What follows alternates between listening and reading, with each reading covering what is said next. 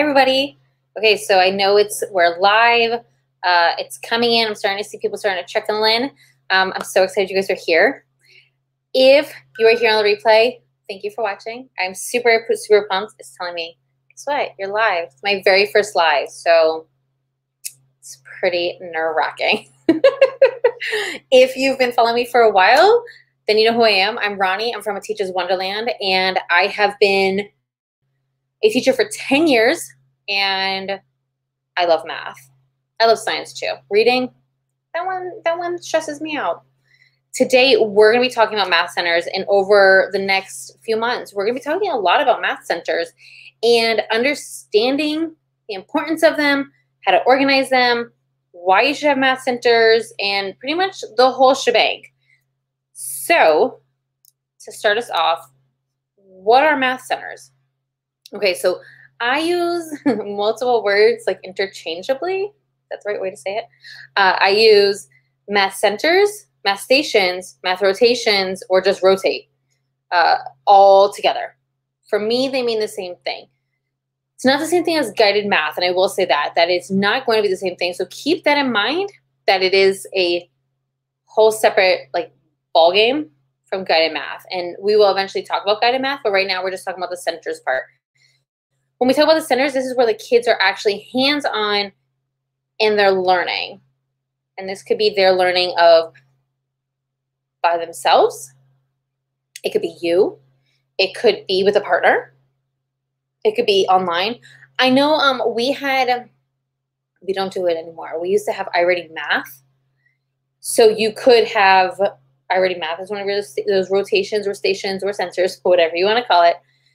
But that would also be like another version of it was the technology part. So we're really going to get into a lot of different centers and how you can use them. Not so much for, we're going to talk about the different centers today, but we're not going to get into dive deep of each one until a little bit later on. But today I want to because a lot of people have come to me and said, where do I even start with math centers? It's a hard question. I mean, really, you have no idea, but here's my favorite thing. I discovered this my first year teaching. I don't know if it's a good trick or a bad trick, but I discovered it and I love it. If I want to try something for next year, I try it in my class this year. Right? Does that make sense? And the reason why is when I started guided math, I wanted to know exactly how to do guided math and find all the kinks in it.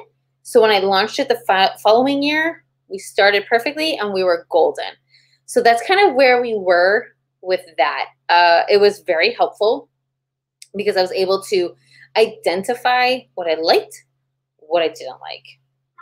And it works, right? So math centers, like I said, you're going to hear me say stations. You're going to hear me say rotations. You'll hear me say centers. They're all kind of together. Keep that in mind as well. Now, we have a lot of different options for centers. Oh my gosh. I will tell you, over the so I started officially math centers, I want to say probably about 8 years ago, maybe 9. I think it was actually 8.5 because I think in my first year when I started, I think I found them in the middle of the year and I did it I started it right after winter break. So keep that kind of in mind. So it's been about 8.5 years that I've done them. And this year, of course, was a total mess. I don't know about you guys, but in my classroom this year, math centers were the worst. Yeah, the worst. So, I kind of am just deleting that from my brain. Now, there are different options. And as we go through the weeks, we're going to dive deep into the different options. But I am going to show you kind of my quick overview of what my actual options are. So, of course, one of them is always me. I know people say that, oh, you shouldn't be part of the centers. Yes, I am part of the center because like I said, I do it as rotations, and the centers are kind of what I use when they go somewhere. So, does that make sense? I take the kids, I rotate them throughout wherever they need to go, but they have centers that they have to go to. So like every Monday might be test card Monday. That's a center. Tuesday, I might say, okay, we finished our test cards yesterday. We're going to do a work mat. That would be a center. And we'll talk about the centers and then different options as well. But you can have different options for centers or rotations. And the centers I like to think of as being one place, and I like to think of rotation as moving. Your options are endless when it comes to the different type of centers that you want. You don't have to stick with one thing. That always drives me crazy when people are like, well, don't they always have to have, like test cards every day? No, they don't. You can do whatever you want. You are the teacher. You are in charge of their learning. And if that's going to help them, then we leave it. Okay, so I would recommend definitely not sticking to one confined box, just because I learned that if I confine myself, I don't get anything done. I don't. And I don't want to, and I don't like it. I mean, think about like if you were to watch one TV show every single day and nothing else, it would get kind of boring. I mean, granted, yes, if we're talking about Friends, or if we're going to be talking about like my favorite show is Futurama, no, it doesn't get boring. But think about if I was going to watch, I don't know, any show, Rugrats every single day. Anybody else going to enjoy that? No. Your kids are the exact same way. So having different options for them is going to be the most helpful thing for them, because you want to be able to give them a way to try things. And sometimes one kid might not do really, really well with a work mat, but they do really, really well with a test card. Or maybe they do really well with a math game. There are so many options out there that you don't need to just keep it to yourself, okay? So with that being said, I'm going to tell you some of my different awesome centers that I use in my own classroom, okay? So some of the ones that I use in my classroom are going to be test cards. We do use test cards in my classroom. We used to use the little, so like Pinteresty, where you would have like the little rainbow boxes. Those were not successful for me. I love using math games where they actually have a game and they'll have like a board game, and we'll actually work through the entire board game. I like work mats. I like being able to hold them accountable and see all of their answers. I also love anything that I don't have to check. And we're going to talk about that as like a little bonus for you guys today, so don't worry. But I love being able to give it to them and say, check your own answers. What was your answer? Were you right? Were you wrong? What was it? I do have, I call it the write then wipe center. And what I do, and I'll show you guys, that's going to be, I'll show you guys part of the test card section, really. It's going to be, they have a test card and then they have to write it. Sometimes depending, like this year, weird year, I actually had them take a picture of their write then wipe board, and they had to send it to me inside Google Classroom. It worked. It's silly, but I was able to be like, oh, good. They got it. Oh, no, this kid did not get it. And then I was able to pull for a small group. I also enjoy Meet Me in the Middle, which, if you don't know what that is, it's like the math version of Sorry. And all the kids have a color. There's 4 kids in a game. They have a color, and then they have to get around the entire board answering questions. I also like Jinkies. I like Bump.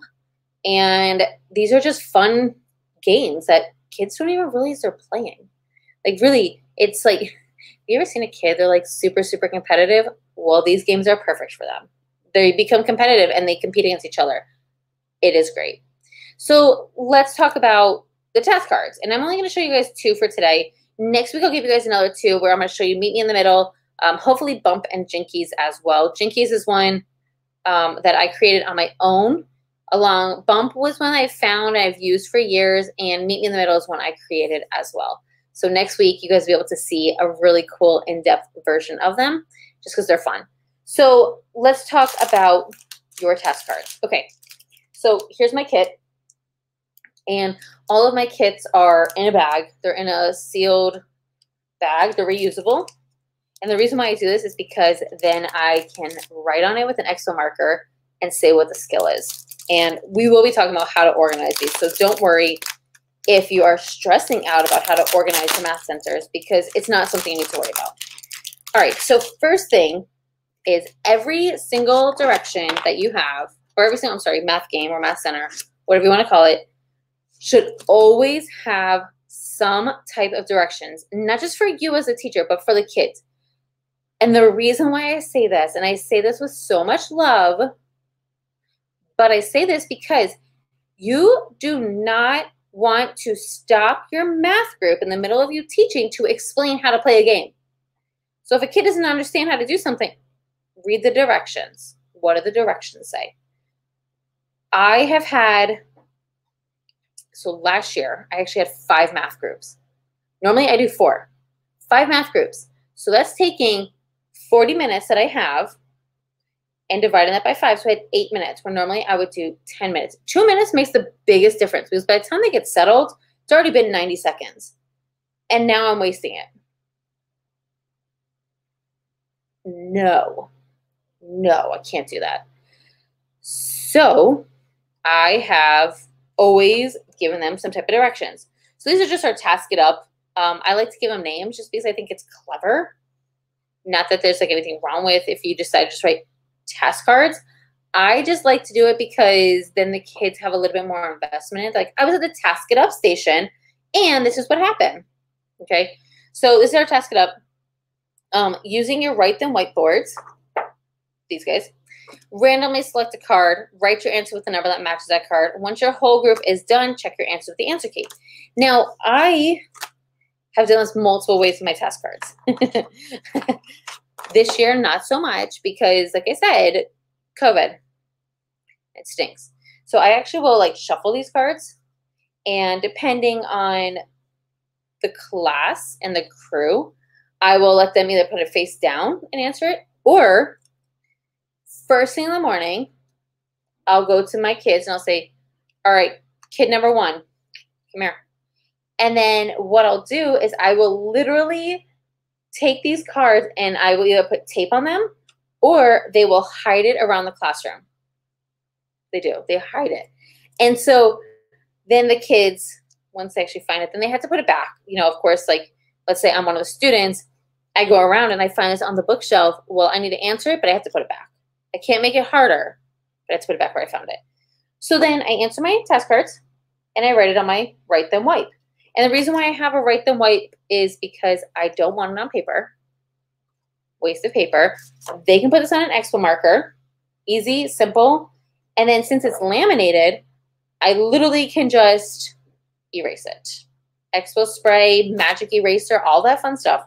Perfect.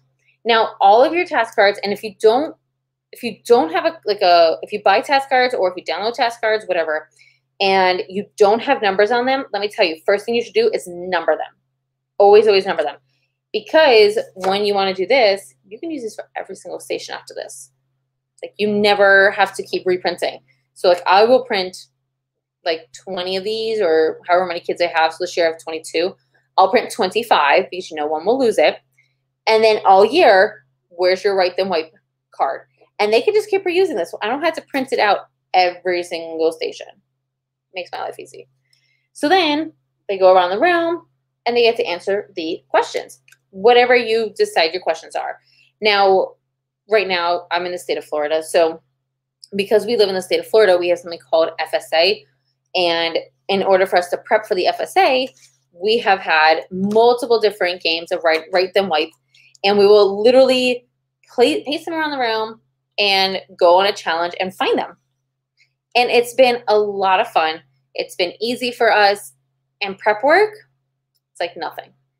Print, then go. That's it. Really, that's it. It hasn't been intense because I don't need it to. Now, here's where you're going to see some of the hiccups with your task cards, okay? Your answer keys. Now, this is such, I don't want to say controversial, like, topic, but it is, okay? Some teachers, and even on my team, they are totally 100% against providing an answer key for students. I'm not. I train my kids. I teach them that you don't get to look at the answer key until you're done finding all 20 of your cards and you find your answers. You find your answers on here, go get the answer key. Now, sometimes I'll put the answer key in a secret spot that only one trustworthy person can use or find it. Sometimes I'll hold it at my desk and be like, oh, are you done? Let me see the whole group. Did you all answer it? Oh, good, you did. Okay, here's your answer key. It depends on the class. Some years I've had to be like, no, sorry, write it on a piece of paper, turn it in, and I will check it. That was when I first started teaching. Now I'm like, no, like you need to have some responsibility as well. You need to check your work. And I'll say, let me see, sometimes depending on the kid, let me see your work. Cool, here you go. It really depends on the class. And you're gonna have to gauge that. If you were to look at your class right now, what could you do? Could you give them the answer key afterwards? Could you give them the answer key in the beginning and be like, don't cheat? It depends on your class. You really have to figure out your class. In the beginning of the year, I would tell you, don't give them the answer key. Like, have them show you, here's right, here's wrong. Okay, so that's one big part for you. The next part, when it comes to storage, okay, I get a lot of questions about storage because I have an entire series about how to organize. Because this is part of the Curious Mathematician, I actually will put them back in their bag. And the reason why I do that, really simple. And the reason why I do that is because they are broken up by their skill. So I seal it back up, and then I take my Curious Mathematician box and I will put it inside of it. And that's actually super helpful for me because I'm able to say, oh, here's my July box and it has place value or it has division with place value, and then I have it labeled, and then when I'm ready for it, boom, I can just pull it out. And again, like I said, we're going to have an entire series. It's going to be quite a bit of organizing your math centers later in the summer, but this is just one of them. I'm going to show you another one of my favorite centers, and this is called your work mats. I love work mats. I don't think this is the right word for it, but that's totally fine. That's totally fine. So work mat, okay, we're making the number. I always, like I said before, I always challenge my students, and I like to make them find their answers. So I'm not doing the work for them. Guys, we shouldn't be doing all this work. We need to let them do some of that learning and let them figure it out. So how these work, they're little work mats. Aren't they cute? I love them. So they're little work mats, and I have 20 of them. And let's say, starting with this one, number 5. See that? There we go. 921,618. In the center, with my lovely little children, there are actually pre-cut numbers. Pretty simple. And there's about 8 or 9 of them. So if I have 4 kids working in a center, I can have, ooh, where's my camera? There we go. I can have the different cards, and they can all work on these different ones. And then what they'll do, depending on the class again, sometimes they will check their work with their answer key. Another time, they will check their work with each other. Now, having your students check their work with each other is really hard. And the reason why I say this, and I hope this doesn't come out weird, but I group my kids based on 4 levels. Low, medium, high. My high kids are never with my low kids. Never. But my low kids don't understand the skill all the time. So if I give them a work mat and say, hey, go do the number, they might not know the answer. So for my low kids, I might say, check your answers on the answer key, or submit it in Google Classroom, or put it on a piece of paper, or put on your write them whiteboard and then give it to me. But my high kids, I know that they're going to check each other, especially because my high kids are usually more driven. They are more, what is it, aggressive? Is that the right word? Where they have to get the answer right. Heaven forbid they get the answer wrong. Because if they do, they're just like a hot mess. They will argue. And I will tell you that your high kids will argue with each other. And that's not the right answer. No, you have to do it like this. You have to do it like that. You might not even need an answer key for your high kids, but your low kids, you probably will. So just kind of keep that piece in mind when you also decide on your students. Now, if I have these, I could have different work mats for all my kids. In fact, see, I put them all in a little baggie. One's just hanging. I will actually let them choose their work mats because I don't need them to practice every single one 10 times.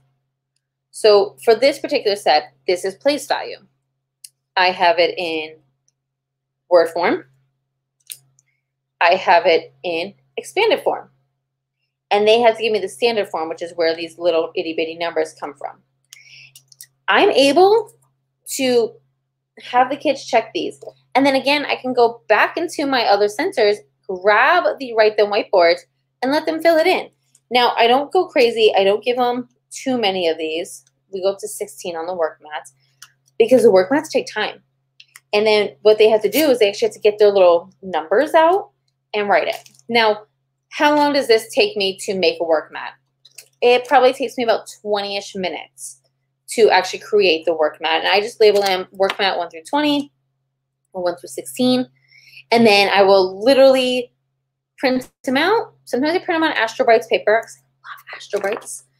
Sometimes I will just print it on regular paper and let them, sometimes I've actually just printed it before a test and we say, let's work it out. Your choice. It does not have to be any set way.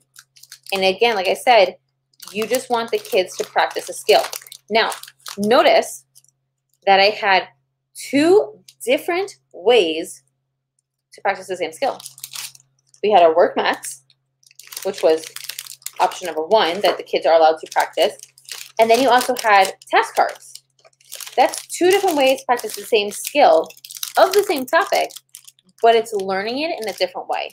And now giving the kids the math centers is going to allow them to work out that set or that skill, whatever that skill is.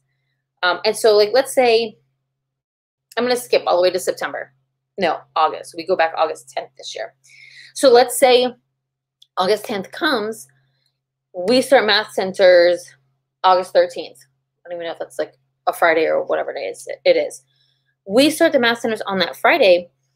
Well, I want them to start place value. I could actually, realistically, using the math centers and using the task cards and using the work mats, I could, I don't know if I do, but I could use them as a rotation because they're not going to see every single card every single day.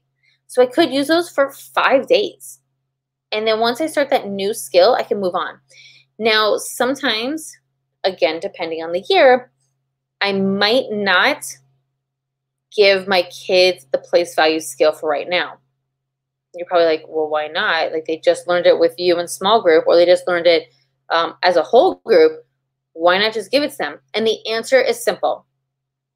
Because they might not have mastered it. I would rather my students feel successful in math centers, stations, rotations, than be worried that they're going to fail. And I'd rather them enjoy it. Because if they're like, oh, here comes math stations. Oh.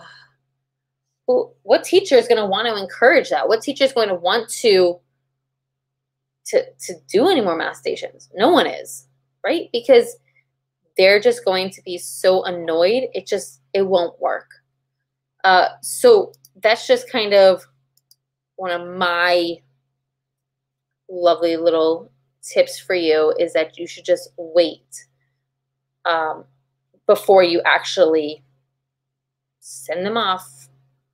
Maybe not give them the skill right away. And again, like I said, we will 100% before we even start launching these next school year, we will discuss how to plan for your math centers, and we'll decide what you should use, what you shouldn't use, and different things. And we'll actually have an entire time together where we're gonna work it out, and we're gonna try and come up with our centers for at least the first month. So that's it for the first one. Thank you so much for joining. Hopefully I didn't go crazy and ramble all the whole time. Next week, I gotta pull out my handy dandy calendar for you. So next week, we're gonna be doing how to start math centers. It's pretty big. How to start math centers. And then after that, we'll be getting into how to find your favorite math centers, choosing your favorite math centers. But next week, I promise I will show you guys the Meet Me in the Middle, and I will show you any other, like maybe bump or jinkies, and you guys can see how to play those as well and just introduce them to your class. Especially if you have time. If you have time right now to start discussing these things with your students and play these games, do it. That way you can see what you like and what you don't like. I will see you guys next week. You know you can always find me on Instagram under A Teacher's Wonderland, and you can message me or you can always email me at Ronnie@ateacherswonderland.com. I'll see you guys next week. Bye.